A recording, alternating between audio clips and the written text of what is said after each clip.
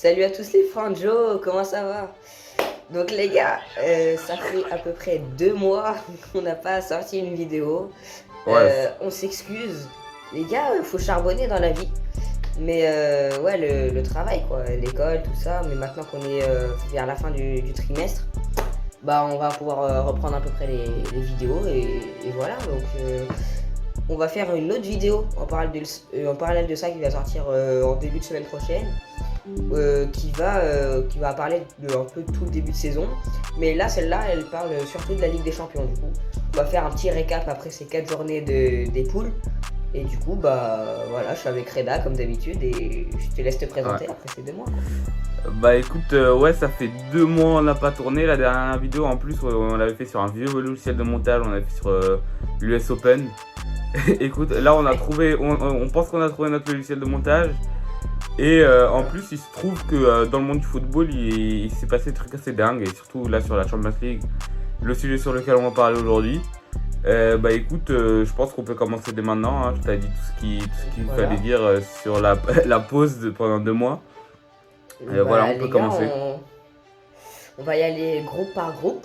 Du coup, là devant nous, on a les groupes. Et groupe A. Qu'est-ce qui se passe avec Manchester United? Qu'est-ce qui se passe avec ces petits bandits, comme dirait Outsider? Non, ils sont C'est trop nuls, tocard. c'est grave. Non, Ouais, c'est c'est grave nice. comment ils sont nuls. Waouh. Et Alors sachant pour rappeler qu'il y a un le. de leurs joueurs qui est meilleur buteur de Ligue des Champions. Hein. Et ils sont quand même dernière de leur poule. Je tiens quand même à le dire quand même. Hein. C'est assez Alors incroyable. pour rappeler le palmarès de Man United sur sur les 4 derniers matchs, il y a une victoire, 3 défaites. Une victoire contre Copenhague et 3 défaites pour le reste des équipes, il me semble que c'est ça. Ouais, c'est ça. Et voilà, et malgré tout, Man United, qui est toujours coaché par Erik ten Hag. Il me semble que Ole Gunnar Solskjaer s'est fait virer pour beaucoup moins que ça. Hein. Il y a Moins que 2-3 ça, ans, c'est clair. il y a 2-3 ans, il faisait pas des... son jeu n'était pas aussi horrible. Hein. Après, Man U en première ligue, les débuts ils étaient plutôt pas mal, mais là, ils sont en train de tomber bien bas. Hein. Pourtant, leur effectif est plutôt pas mal. Après, c'est assez surprenant. Ensuite, en troisième, on a Galatasaray pour la place en Europa League. Bon, Galatasaray qui a un effectif Ouais. pas dégueulasse, qui propose un jeu pas dégueulasse non plus. Mais bon, je sais pas s'ils peuvent aller chercher les huitièmes, mais ce serait intéressant. Bah, de toute façon, on a le Bayern qui explose tout avec Kane, Musiala, Sané. Ça, on va même pas en parler tellement c'est aberrant. On parlera plutôt du Bayern, mais surtout de Kane dans l'autre vidéo là qui parle du début de saison. Mais ouais, sur ce groupe, moi je vois plutôt du coup un Bayern en premier, un Galatasaray en deuxième qui arracherait les deuxièmes au coude à coude avec United. Je pense quand même que Copenhague va redescendre un peu sur terre et se Ouais. placer quatrième. Hein. Ils ont battu Manu, certes, mais grâce au carton rouge de Rashford, c'est sûr. Et Manu qui pourrait aller en Europa League et c'est finalement, vu leur niveau de jeu, le mieux qui puisse leur arriver, je pense, parce que ils pourront jamais gagner la Ligue des Champions et l'Europa serait comme l'année dernière, un bon moyen de faire un petit parcours, voire même d'aller en finale et de gagner quoi. Alors, je suis d'accord avec toi, mais faut vraiment que Manu se reprenne et vite parce que voilà, il me semble que là, ils vont en championnat, ils vont bientôt jouer. Qu'est-ce qu'ils vont bientôt jouer en championnat déjà? Bah là ils viennent de gagner contre Luton, mais c'est Luton. Ouais, ouais, tu vois, après, mais j'ai bientôt pas ils vont. checké leur calendrier. Ouais, il me Mais semble ils qu'ils vont vont jouer prendre. des plutôt grosses équipes. Et en plus, même leurs joueurs, ils sont pas dans une forme extraordinaire. Alors certes, je pense que Copenhague va redescendre sur terre, comme tu l'as dit. Mais je pense que avoir ces huitièmes pour Man U, c'est vraiment dur. Hein. Je pense pas que ça arrivait. Et dans un groupe avec Copenhague, Galatasaray, dire que Manchester United n'aura pas les huitièmes acquis, je trouve ça assez surprenant quand même. On l'aurait pas parié en fin de saison dernière. Ah, Ouais, non, surtout, en plus, ils ont fait troisième, ils ont fait une super saison avec un super Rashford. Là, Rashford qui a un but, je crois, en PL depuis le début de saison. Modric a plus de buts, hein, je dis ça, je dis rien. Donc, non, c'est grave, mais ouais, je pense qu'ils finiront troisième. Donc, Passons au groupe B, parce que on a dit qu'on n'allait pas parler du Bayern, parce que c'est trop fort. c'est self-explanatory, comme disent les Anglais. Donc groupe B, premier Arsenal. Donc je disais, ouais, Lens, c'est l'équipe que toi et moi, je sais qu'on veut voir passer en huitième. Malgré tout, c'est pas acquis. Bon, il y a une équipe d'Arsenal qui, elle, est plus ou moins sûre de passer le premier tour. Mais à part Séville, on a l'impression qu'ils font tout ce qu'ils peuvent juste pour aller en Europa League. Je pense qu'entre PSV Eindhoven et Lens, il va y avoir une vraie bataille pour cette place en huitième. Ils ont les mêmes résultats, ils ont une défaite, 2 nuls, une victoire. Mais Eindhoven est au-dessus par rapport au goal difference, il me semble. Ouais, c'est ça. Et voilà, je pense que ça va être intéressant ce groupe B, comment ça va se Ouais, se en dérouler. fait, rectification, ils sont pas devant goal difference parce qu'en Ligue des Champions, c'est la confrontation directe. Du coup, comme le PSG Ouais, vient c'est de vrai, battre Lens, du coup, ils sont premiers, mais ça veut rien dire. Enfin, il y a Lens Arsenal. Je pense que Lens perdra forcément à l'Emirates, mais le match à gagner, ça va être de Séville en fait. Ça va être le match de la dernière chance. En plus, ils finissent à domicile, donc c'est cool quoi. Et on espère pour eux qu'ils arrachent cette deuxième place au profit du PSV, parce que je pense pas que Séville va pouvoir remonter dans ce groupe. Mais ouais, donc on verra. Ouais. Voilà quoi. Ouais. Donc je peux passer au groupe C si ça te dérange pas. Et là du coup tu veux commencer à parler du groupe C? C'est le Real quoi. Ouais, vas-y, c'est parti. Ok, du coup on peut parler du groupe C où on a un ultra dominateur Real du coup qui a battu Naples une fois et qui, bon, je pense qu'ils vont battre Naples une deuxième fois parce que bon, Naples ils sont bons mais sans plus en Ligue des Champions. Mais bon, enfin on le voyait dès le début, ça c'était un groupe assez facile pour les deux grosses équipes, hein, Real et Naples qui vont tous les deux finir respectivement en premier et deuxième. Et je pense qu'on va avoir un Braga qui va finir en Europa. Et malheureusement d'ailleurs, un Union Berlin très très mauvais, hein, un peu médiocre en ce début de saison, même en Bundesliga, parce que moi j'en attendais beaucoup. Ils ont fait quand même une super saison l'année dernière et là ils s'effondrent un peu. Bon, ils ont perdu forcément beaucoup de joueurs, mais bon, ils ont ramené des tauliers comme Bonucci, tout ça, donc bon, ça me fait un peu mal, mais c'est pas grave, ils vont se remettre. Ouais, un Union Berlin qu'on avait laissé la saison dernière avec d'assez bons résultats, ils se sont qualifiés pour la Champions League et tout. Ouais. Maintenant, c'est vrai que dans ce groupe, à part essayer de récupérer l'Europa League, il n'y a pas grand-chose à faire. Avec un Real Madrid surdominateur, avec un Jude Bellingham totalement en feu. Et Naples qui est moins convaincant sur ce début de saison qu'ils l'ont été pendant toute la saison dernière. Ils vont récupérer la Serie A, mais c'est vrai qu'en Champions League, ils n'ont pas été vraiment très convaincants. Voilà, je pense que le classement va rester plus ou moins le même, avec Braga en Europa League et Union Berlin éliminé. Ouais, je suis plutôt d'accord. Maintenant, on peut passer au groupe D. Groupe D disputé pour les huitièmes avec une équipe de la Real Sociedad qui fait un début de saison mais absolument exceptionnel, avec un niveau de jeu. Faut dire que moi j'ai vu le match Real Sociedad-Barcelone, c'était la semaine dernière. On mérite pas la victoire, je pense que ça c'est clair. On a joué n'importe comment, on s'est fait dominer pendant 90-93 minutes. Si c'est pas pour le but d'Araujo à la dernière, je pense que Real Sociedad est vraiment une très très bonne équipe cette saison. L'Inter, c'est plus ou moins la même chose. Ils sortent vraiment avec de la confiance, étant donné leur parcours l'année dernière. Maintenant, je pense que ça va être très intéressant pour la première place. Après, il y a Benfica qui fait vraiment une saison assez, comme tu disais tout à l'heure, médiocre, avec quasiment que des défaites. Je comprends pas ce qui se passe avec cette équipe qui était pourtant assez bonne pour la saison dernière, qui ont réussi à se qualifier en 8e devant le PSG et qui ont réussi à faire un assez bon parcours. T'en penses quoi? Ouais, bah, je suis d'accord avec toi. Benfica, c'est une grosse équipe en plus. Ils ont, genre, c'est eux la tête de série numéro 1 de ce groupe. Et là, ils sont 4e, 0 victoire, 0 nul, que des défaites.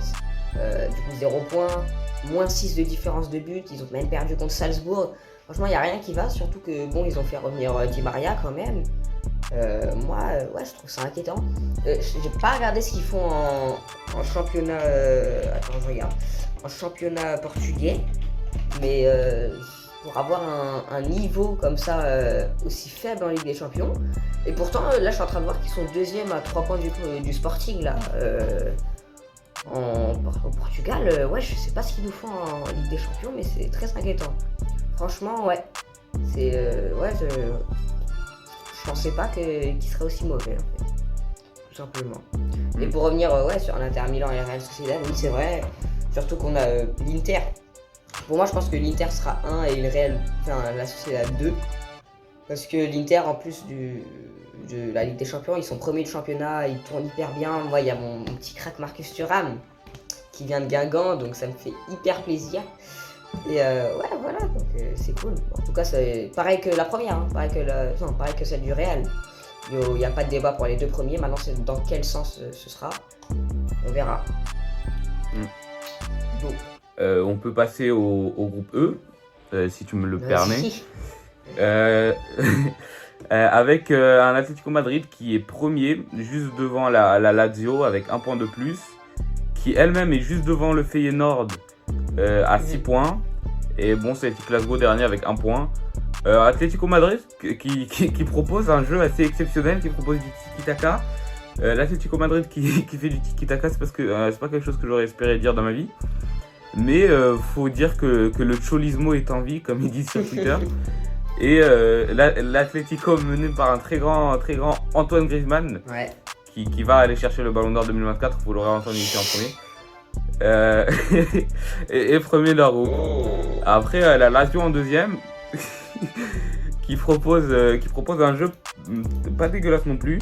Bon, on se souvient, je pense que l'image de la Lazio dans cette Ligue des Champions, c'est le but de leur gardien à la dernière minute, qui fait un appel de buteur, ouais. Et qui va décocher cette tête à la dernière minute.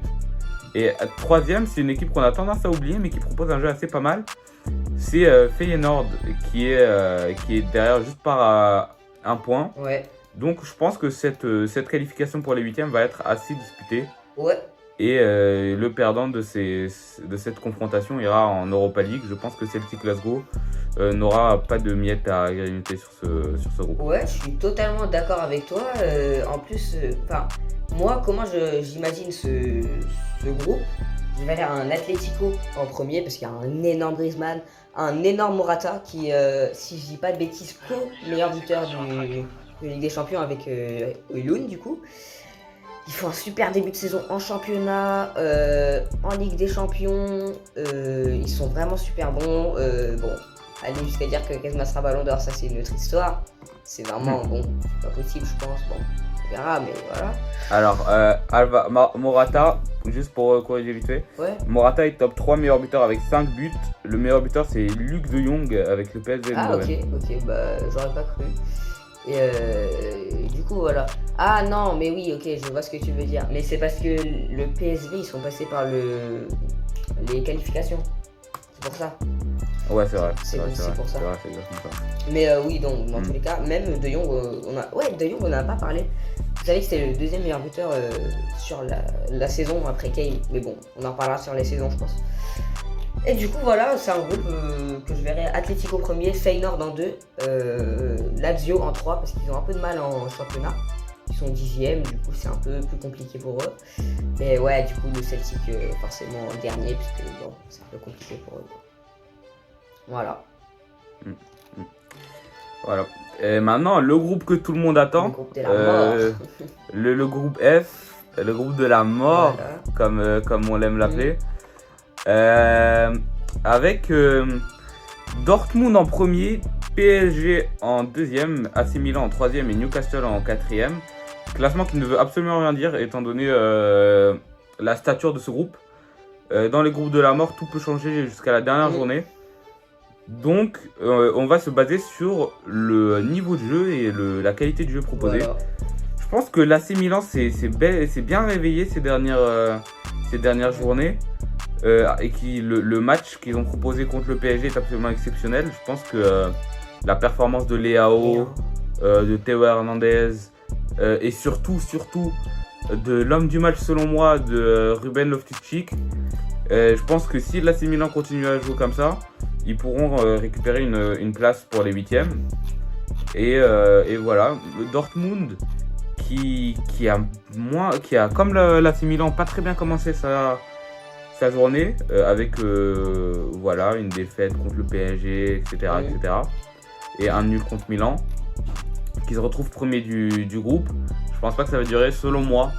Je pense que le groupe va finir avec PSG premier, Milan deuxième, Dortmund troisième et Newcastle quatrième. Newcastle qui a un très bon niveau de jeu, mais dont on sent le manque d'expérience en Europe à travers leurs actions et les déplacements de leurs joueurs et leur jeu. Ouais.